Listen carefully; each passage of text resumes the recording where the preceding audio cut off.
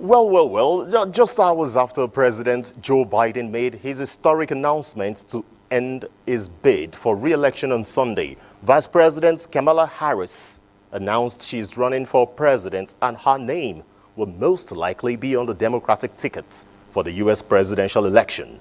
The Democratic National Convention takes place in Chicago next month.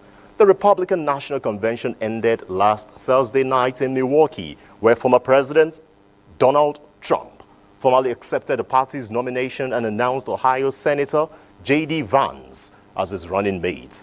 But when is the election? Which states have upcoming early voting? Well, here's what you need to know about the 2024 U.S. presidential election and when voting will commence. The 2024 election takes place on November 5, and that's just over 100 days from the day President Joe Biden announced he would not seek another term. And that's what you have there. And remember also, early voting will take place this year again, and several states starts the process in just a few weeks. The process allows U.S. citizens with a valid ID to cast ballots in person at a polling place prior to the presidential election. With some states starting early voting as soon as mid to late September, some ballots will be well ahead of November 5.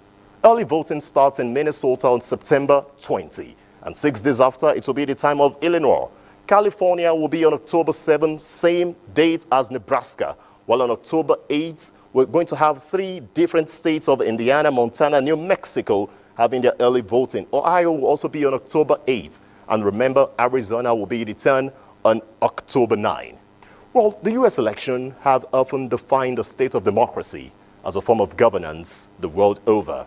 But developments over recent elections have tested these claims. Well, we'll wait to see how the next installment unfolds.